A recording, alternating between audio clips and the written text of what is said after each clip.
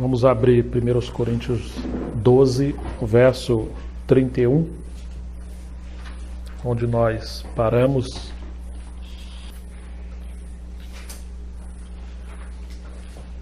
Entretanto, procurai com zelo os melhores dons. E eu passo a mostrar-vos ainda um caminho sobremodo excelente. Comentei na última reunião sobre essa procura com zelo os melhores dons, porque tem a ver com o coração de buscar maior honra, maior glória para o Senhor, e isso tem a ver com edificação, né?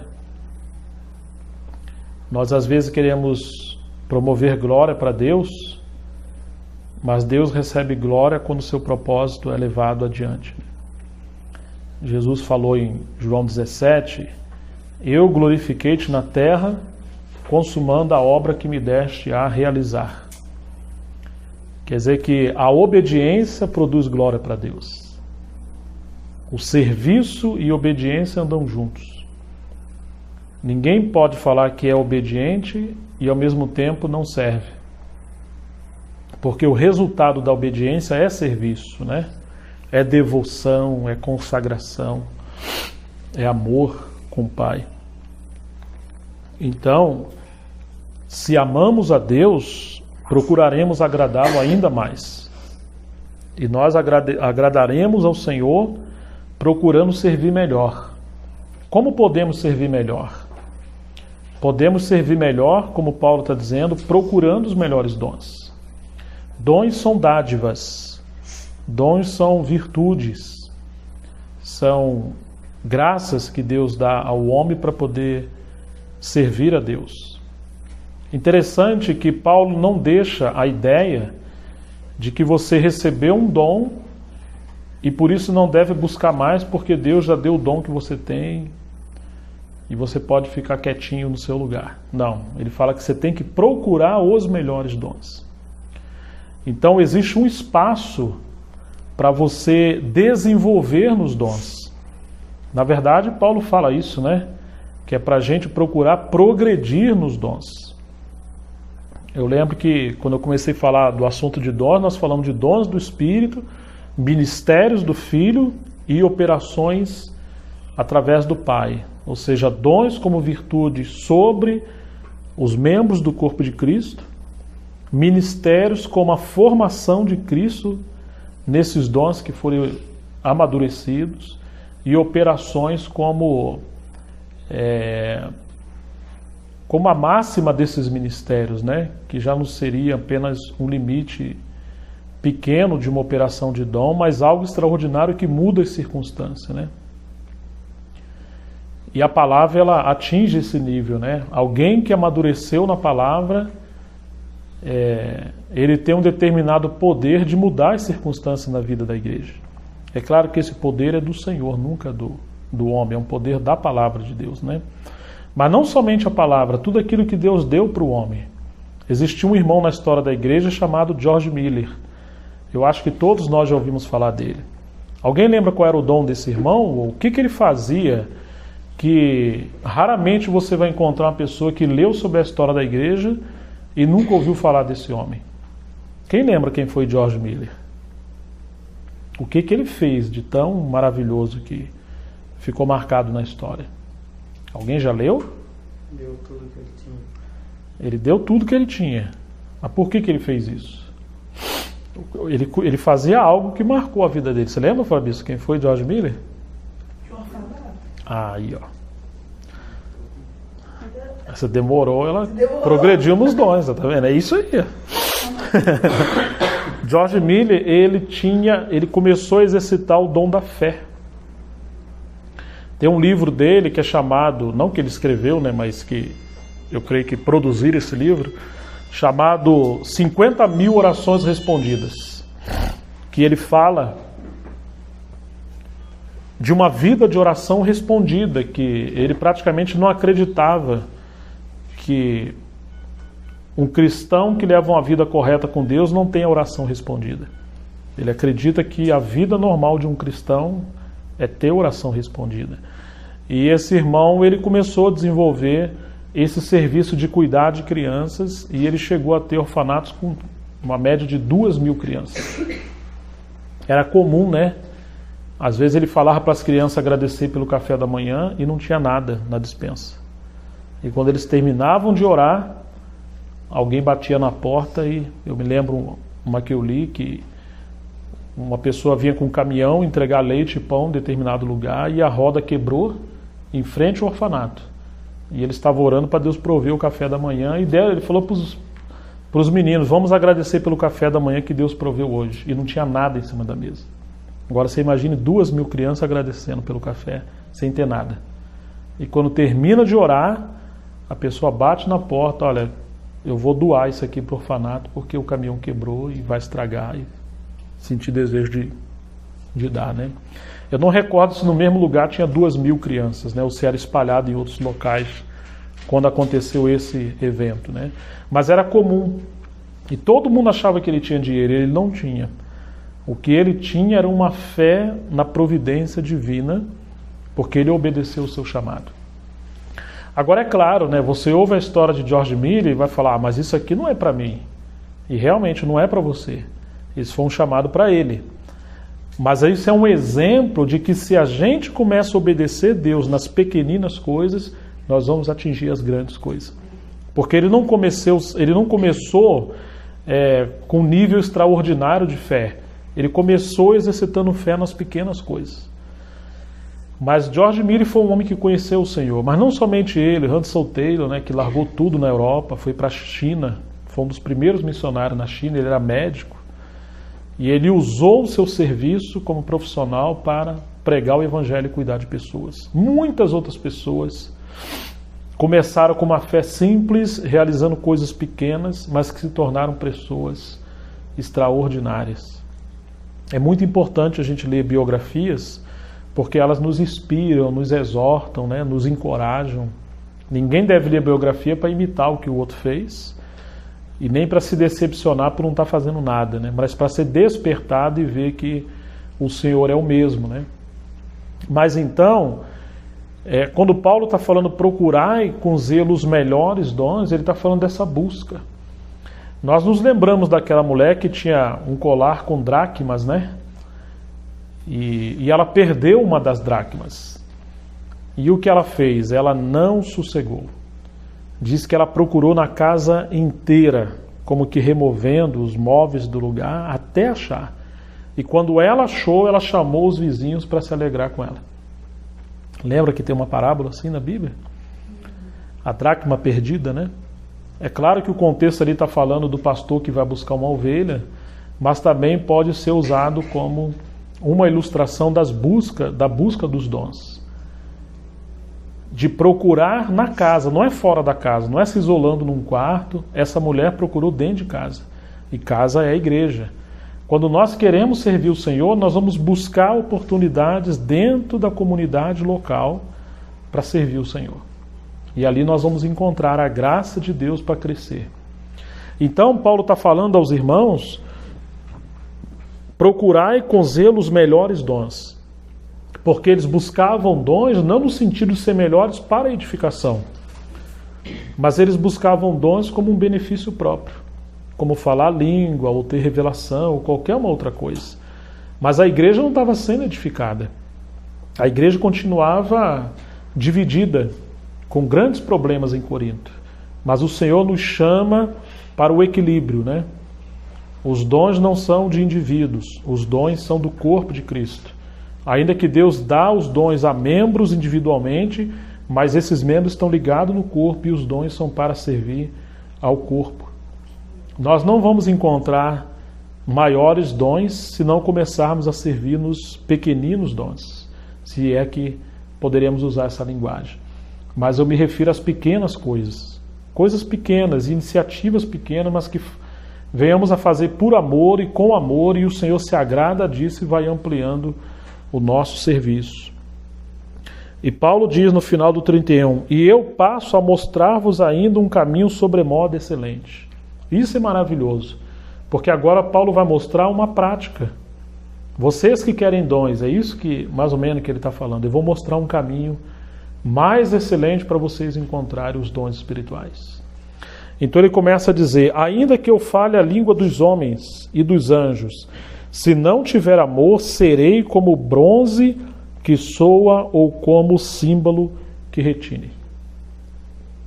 Ainda que eu tenha o dom de profetizar e conheça todos os mistérios e toda a ciência, ainda que eu tenha também fé, a ponto de transportar os montes, se não tiver amor, nada serei. E ainda que eu distribua todos os meus bens entre os pobres, e ainda que entregue o meu próprio corpo para ser queimado, se não tiver amor, nada disso me aproveitará. Então nós temos duas coisas aqui. Primeiro, o que nos leva a servir os irmãos chama-se o amor. Por que às vezes não servimos? Aí nós falamos, porque eu não sei meu dom. Não é verdade. Nós não servimos porque não amamos. Quando nós amamos as pessoas, nós criamos oportunidade para servir. Nós aproveitamos cada detalhe para servir. Quantas coisas nós podemos fazer pelos nossos irmãos que não tem tanto a ver com dom sobrenatural, extraordinário, mas tem a ver com cuidado, com diligência. O próprio Senhor Jesus falou, que se alguém der um copo d'água a um dos pequeninos, receberia galardão, e quem der um copo de água na qualidade de profeta, ou seja, alguém na qualidade de profeta, ele vai receber galardão de profeta. Irmãos, copo de água que ele está falando. Aproveitar as pequenas oportunidades para servir. Quantas coisas nós podemos fazer pelos jovens, pelos mais velhos, pelas crianças, pelos mais pobres, pelos doentes. Nós às vezes mistificamos demais as coisas. Maravilhoso. Vamos ler um versículo em Tito. Algo que Paulo fala para os obreiros e os cooperadores, Capítulo 3, verso 14.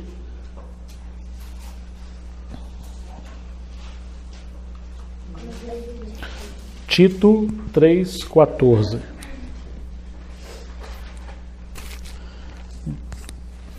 Vamos ler, Agora, quanto aos nossos, que aprendam também a distinguir-se nas boas obras, a favor dos necessitados, para não se tornarem infrutíferos. Olha isso aqui, irmãos. Eles queriam ser frutíferos, queriam ser pessoas que dão frutos, Mas Paulo está dizendo, quanto aos nossos, que aprendam também. Vocês que querem ter ministérios, aprendam também a distinguir-se nas boas obras a favor dos necessitados. Às vezes as pessoas ministram a palavra muito bem num púlpito, mas viram o rosto para os necessitados.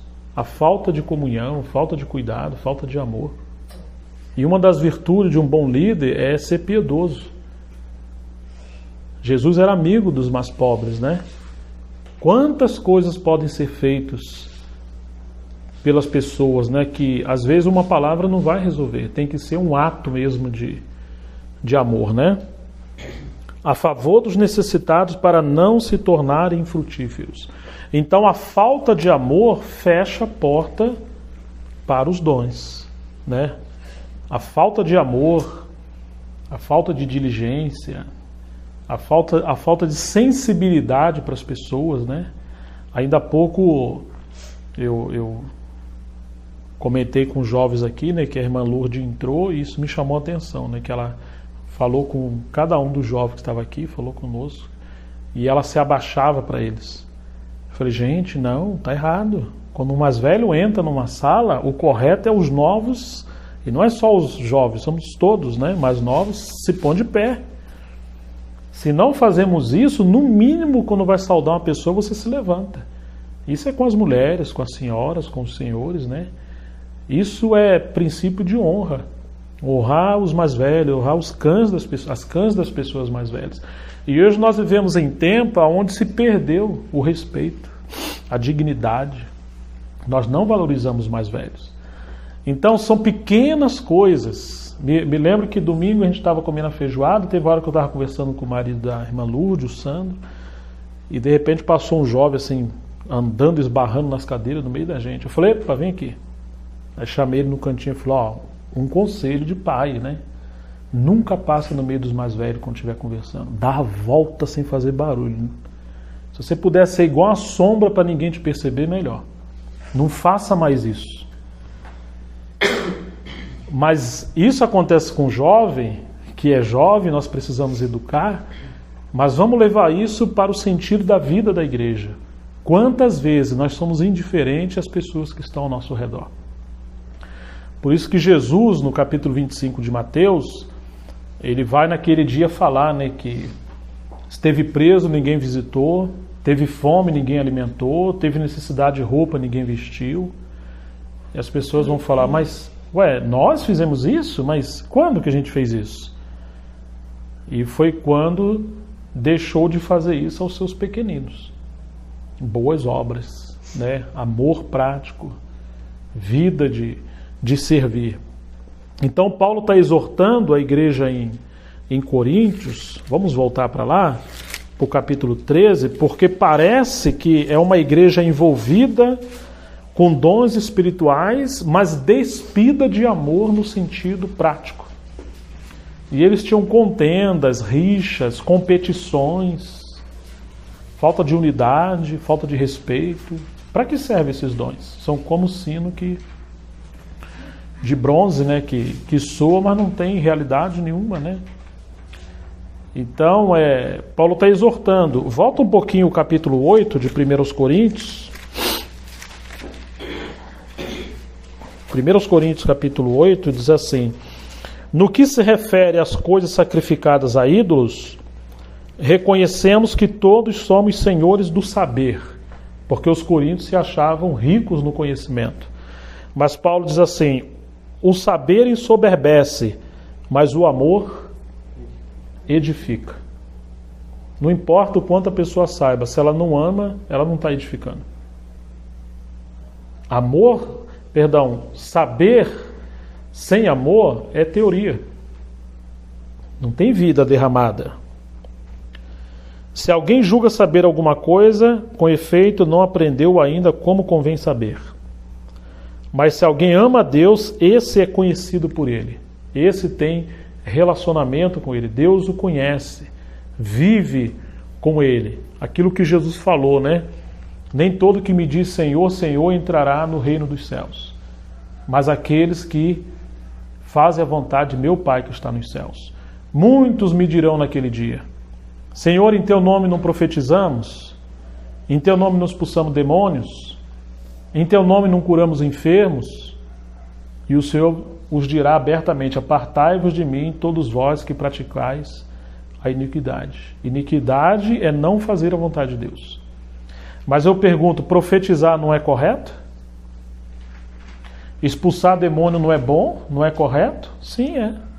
Curar pessoas não é correto? É também. Mas tudo isso é funcionamento de dons sem amor, nesse contexto de Mateus capítulo 7. Eles faziam aquilo, mas sem amor pelas pessoas que eles estavam fazendo. Se você observar o ministério de Jesus, o que precedia o ato da cura? O que levava Jesus a curar as pessoas ou expulsar um demônio? Teve compaixão. Compaixão. Amor. Jesus se compadecia das pessoas e quando ele se compadecia, aí os dons se manifestavam. Ou seja, o milagre se manifestava, a cura se manifestava. Alguém já disse que os sentimentos de uma pessoa para com a outra são os trilhos que o Espírito Santo caminha para realizar a sua obra. Se não tivermos afeto uns com os outros de amor, se não houver relacionamento vivo, vínculos espirituais de comunhão, alianças. Isso impede a operação de Deus. Não somos nós que escolhemos com quem vamos nos relacionar. É Deus que nos une, né? Agora, se Deus nos uniu, como é que nós vamos quebrar o nosso relacionamento? Como é que nós vamos trocar os irmãos, nos apartar dos irmãos, dividir com os irmãos e depois vamos querer agradar a Deus? Como? Deus nos une segundo o seu propósito e soberania, e nesses vínculos ele constrói uma base de sentimentos espirituais para que aquelas percepções dele possam passar através de nós e assim funcionarmos. Às vezes nós vamos orar por uma pessoa enferma, mas sem compaixão nenhuma, sem dor no coração, sem preocupação. É aquela coisa religiosa, ó Senhor, cura essa pessoa. Deus não ouve, isso é fogo estranho. Isso não é oração no sentido puro da palavra. Se no decorrer da semana nem sequer nos preocupamos com o nosso irmão, como é que depois nós vamos orar? E é interessante, né, que as pessoas que cuidam das outras, elas têm poder para orar pelas outras. Dificilmente alguém tem autoridade para orar por outra se ela não tem uma vida de cuidado por ela. Se você tem cuidado por alguém, você tem autoridade para exortar. Você tem autoridade para corrigir, você tem autoridade para orar, você tem autoridade para, enfim, fazer N coisas. Mas se não tem vínculo, nunca as pessoas vão se abrir para isso. Não é verdade? Nunca. Um pai pode corrigir um filho, mas um estranho não. Mas nós às vezes queremos corrigir os irmãos, queremos exortar, queremos profetizar, queremos fazer uma série de coisas, mas nós não temos participação de vida. Então a igreja em Corinto tinha esse problema. Os irmãos eram facciosos, murmuravam, eles tinham falta de afetos de misericórdia, aquilo que Paulo disse, entranhas de misericórdia, vínculos de comunhão, aliança no Espírito, mas queria exercitar dons espirituais. Como? E faltava o mais belo, o mais nobre dos dons, que é o amor. O Senhor nunca usou os dons como ideia do seu caráter. Não, o seu caráter se revela em amor. A Bíblia não diz Deus é profecia, Deus é sabedoria, Deus é... Não. Deus é amor. E quando você ama, aí sim as virtudes de Deus podem se manifestar em você. Mas aqui ele está dizendo, a ciência incha. E é isso que a igreja em Corinto estava, inchada. O amor edifica. E era o inchaço da soberba, da arrogância. Então, todas as pessoas que querem servir, mas despidas de amor, se tornam pessoas orgulhosas, com vanglória. Aquilo que Paulo fala, não faça as coisas por vanglória, não faça por competição, cada um considera o outro superior a si. Só alguém que ama pode vivenciar isso. Nosso ego, ele é competitivo e ele vai ser oportunista, ele vai aproveitar de circunstância, mesmo no seio da igreja, para se autopromover. É a cruz que trata com essa situação. É o amor que nos leva a sair da sombra do ego para andarmos na sombra do Cordeiro, que é manso e humilde de coração. O Senhor viveu uma vida esquecendo-se de si mesmo. E isso é amor. Ele viveu uma vida intensa para servir aqueles que estavam ao seu redor. Ele não lembrava dele mesmo. Por isso que, ora as pessoas diziam que ele estava louco porque não estava comendo, ora está orando. Ele está sempre se dando, ele está sempre doando, ele não veio para ser servido, ele veio para servir e dar a sua vida em prol do outro. Não tinha essa questão de não tenho tempo, não posso, não estou sentindo, vou ver, conforme for. Irmãos, nós colocamos uma barreira enorme para servir e perdemos oportunidades grandiosas de servir o Senhor.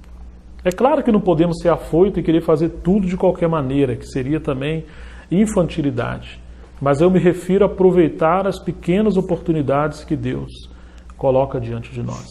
Então Paulo está falando aos Coríntios, olha, a ciência, ela incha. Legal que vocês conhecem um bocado de coisa, né? Mas só o amor edifica. Para que serve tanto conhecimento se não é processado pelo amor e isso vira serviço? Não é? Então, assim, quando Paulo está dizendo procurai com zelo os melhores dons, e agora ele começa a falar do amor. Porque o amor vai levar uma pessoa não só a entregar a profecia, mas vai levar a pessoa a entregar a sua própria vida pelo outro que está precisando. É muito mais fácil você pregar uma palavra do que dar o coração para alguém. Colocar o ombro, né? Chorar com os que choram, se alegrar com os que se alegram. Compartilhar com os santos nas suas necessidades. Tiago falou, o que adianta você falar para o irmão que está com frio e sem alimentação? Olha, vai na paz, farta-se, durma com Deus, e se você não prover o alimento e a coberta. Então ele fala, né, que a fé sem obras é morta, e isso tem a ver com amor. João fala, se alguém tiver bens no mundo, ver seu irmão em necessidade, fechar o seu coração, como estará nele o amor de Deus? Se não amamos os irmãos que vemos, amaremos a Deus que não vemos? Então, amor é sinônimo de maturidade. Conhecimento não. Conhecimento pode ser sinônimo de inchaço. Nós não temos que exibir conhecimento, nós temos que exibir a pessoa de Cristo, né? Estampar a pessoa de Cristo. E isso se expressa pelo amor. Tiago também fala uma passagem, vamos ver aqui, que tem a ver com essa exortação.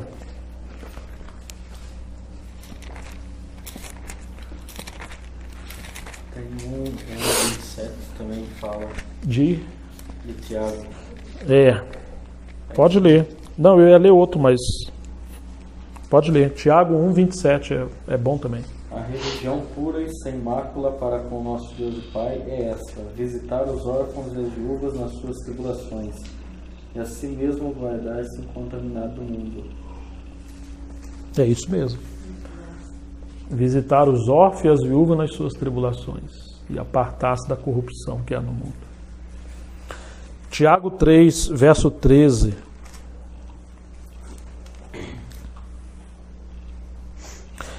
Quem entre vós é sábio e inteligente?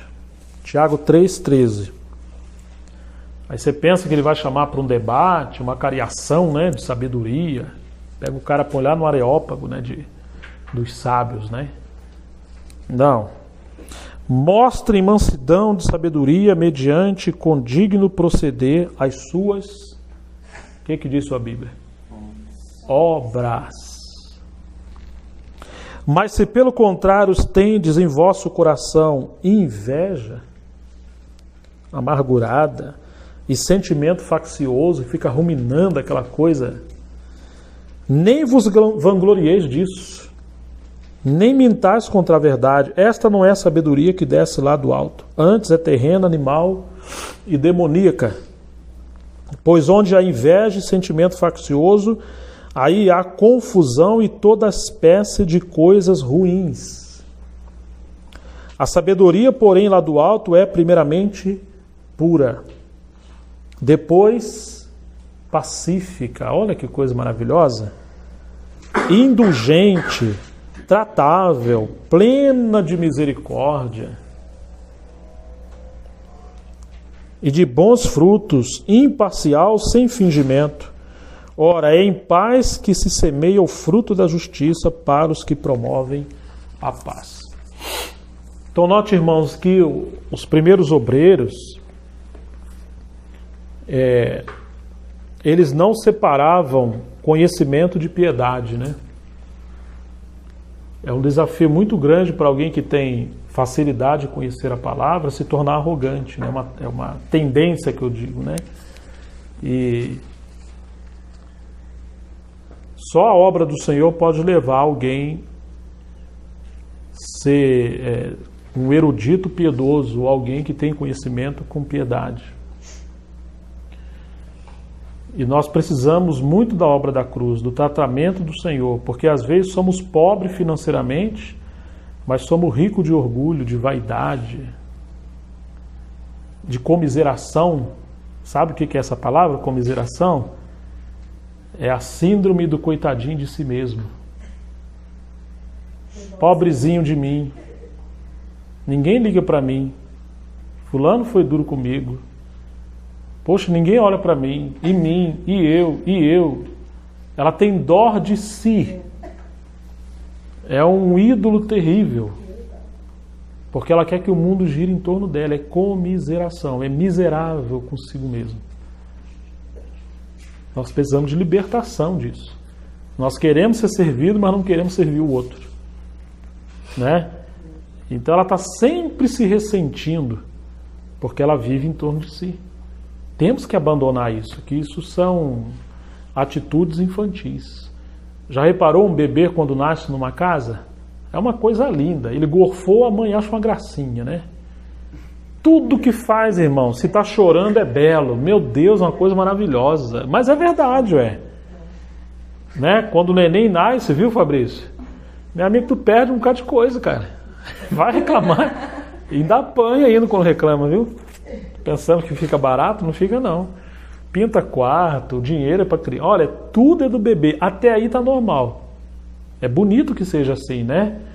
Agora, o difícil é quando essa criança cresce e ainda continua se comportando como um bebê. Que ela quer que tudo gire em torno dela. Então, um dos comportamentos da criança é que ela chama a atenção da família. Ela quer que toda a família preze ela, serve ela, venha ninar ela, né? Tudo é para ela, é dela, por ela e para ela. Aquele versículo que está na Bíblia, né? Porque dele, por ele e para ele não existe. É dela, por ela e para ela. Paulo foi inspirado em toda a Bíblia, menos nesse versículo. Então, na igreja, quem são os cristãos que parecem ser mais maduros e não são? São aqueles que têm muito conhecimento, às vezes muito tempo já congregando, mas giram em torno de si. Estão sempre ressentindo, sempre com problemas, sempre com dificuldade e não serve. Irmãos, quando nós não servimos, mas queremos ser servidos, isso revela a nossa meninice. As crianças você tem que estar ali apalpando, acariciando, né? Os mais velhos são aqueles que começam a servir a outro. Então, especialmente o apóstolo João, ele fala de filhinhos, jovens e pais. Filhinhos, guardai-vos dos ídolos, e o pior deles são vocês. Viver em torno de si. Os jovens são aqueles que vencem o maligno porque tem a palavra dentro deles. E os mais velhos, os pais, são aqueles que atingiram aquela estatura que passam a dar fruto. Eles passam a cuidar de outros e levar uma vida frutífera. Nós precisamos atingir esse nível de nos tornarmos pessoas frutíferas. E eu não estou falando necessariamente de dons sobrenaturais, mas eu estou falando de uma frutificação de vida, de impactar vidas, de transformar pessoas, de cuidar de pessoas, de se importar com pessoas, de dar o que você tem de melhor para as pessoas, que é a sua própria vida. Não é um lanche, uma coberta, mas é a sua história. Você compartilha a sua vida com as pessoas? Com jovens? Você está perdendo uma grande oportunidade de ajudar pessoas a não cometer os mesmos erros que nós cometemos. Então, Deus quer que a gente avance nesse caminho do amor, porque Deus é amor. E Ele se expressa na igreja de forma maior quando nós nos amamos uns aos outros. Às vezes nós pensamos, quando que a igreja vai ser restaurada? E nós temos uma ideia de restauração, às vezes meio utópica, né? É uma igreja gloriosa que está aí ressuscitando morto, fazendo uma série de coisas, né? E o maior sinal que Deus quer realmente manifestar à humanidade é o amor. O amor de uns para com os outros. Por isso que Jesus falou, né? Um novo mandamento eu vos dou. Novo? Porque no Velho está assim, né? Qual que era o resumo do Velho Testamento da lei? Que nós deveríamos amar a Deus, né, com toda a nossa força, toda a nossa alma, com todo o nosso entendimento, e ao próximo como a nós mesmos, não é isso? Eu tenho que te amar como eu amo a mim mesmo. Então, uma vez, dois irmãos foram almoçar, né, e tinham 2 pedaços de bife, um pequenininho e um grande. E eu conheço essa turma, né? Aí o irmão foi e pegou o grande.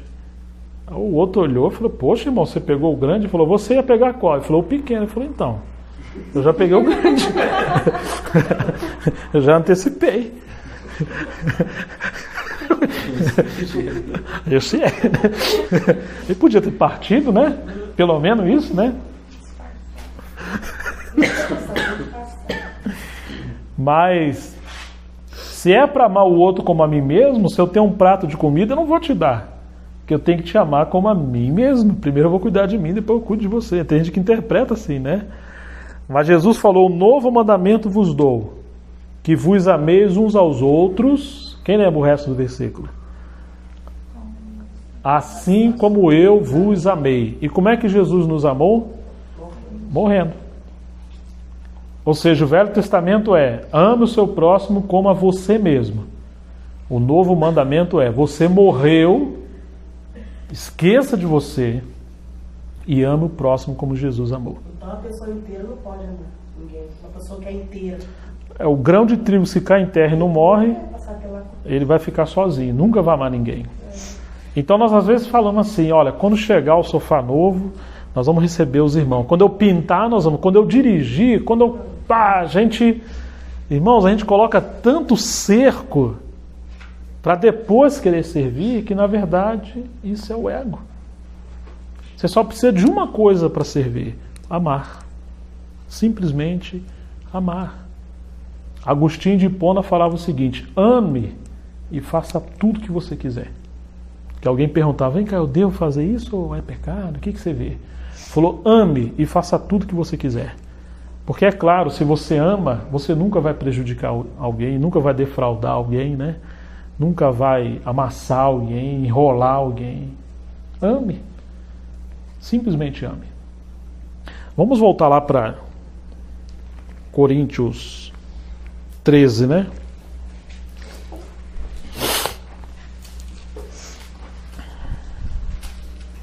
Então, se quisermos ver uma igreja madura, ou sermos uma igreja madura, não procure conhecimento, viu? É uma ilusão. É claro que nós precisamos da palavra, né? Precisamos de crescer na palavra. Mas procure ver, ó o filho, a vida de amor das pessoas. Você já reparou que nós, assim, os jovens são assim? Vai ter uma festa, alguma coisa, a gente se preocupa com o cabelo, com a roupa, com a maquiagem, com o sapato, com tanta coisa. E o mais nobre, nós nos esquecemos, que é receber as pessoas com honra, que é servi-las, que é ser educado, que é hospedar. É tanta coisa que revela a verdadeira beleza da alma, não é a roupa, não é o... Isso realmente é esse revestimento, seja bem-vindo. Essa beleza exterior só tem valor quando ela revela a beleza da alma, né?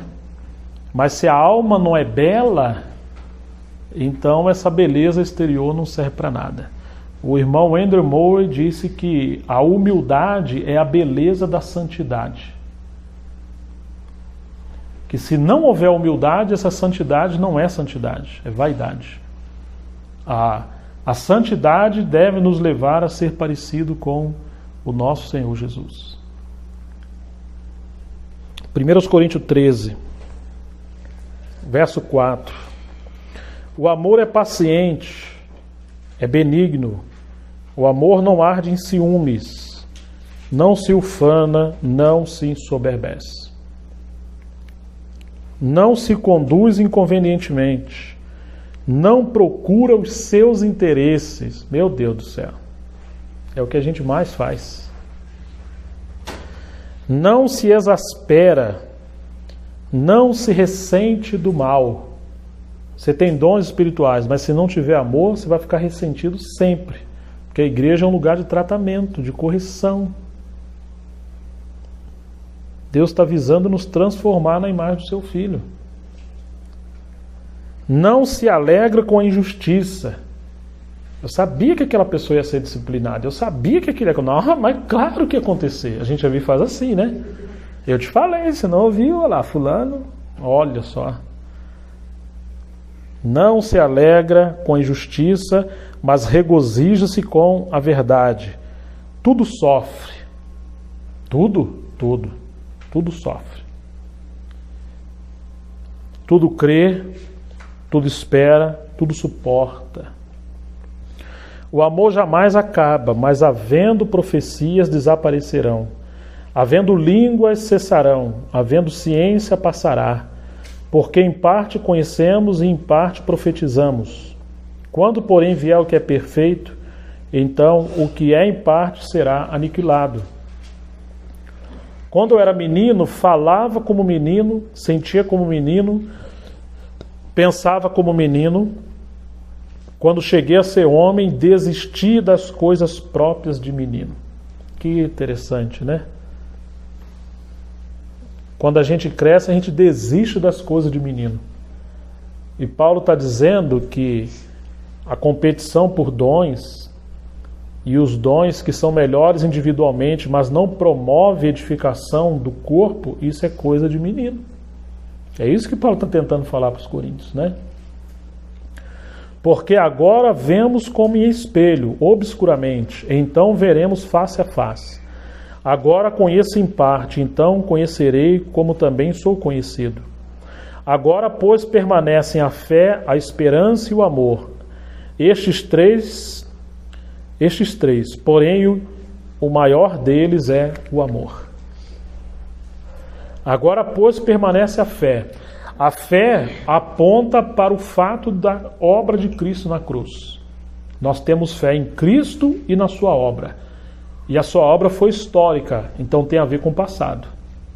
A fé te coloca no alicerce que é a pessoa e a obra de Cristo. Sem a fé não cremos no que o Senhor é e no que o Senhor fez. Então sempre que você tem fé, ela te leva a olhar para trás, para lembrar da pessoa do Senhor. Quando Paulo diz, né, que devemos partir o pão, ele fala que o Senhor falou, fazer isso em memória de mim, quer dizer, lembre-se do Senhor, né? A esperança aponta para o futuro. Ela está falando da volta do Senhor. Mas entre o passado da fé e a esperança da volta gloriosa do Senhor, existe algo no meio que Paulo chama de amor. Não adianta falar que esperamos a volta do Senhor se não amamos os irmãos. Também não adianta falar que nós temos fé se também não amamos os irmãos. É um sanduíche. Uma banda do pão chama fé, a outra banda chama esperança. Eu creio que ele morreu e eu creio que ele vai voltar. Mas porque ele morreu e vai voltar, amamos os irmãos. Porque ele morreu para gerar amor em nós, para vivermos a sua vida em nós. E ele volta para uma igreja que ama.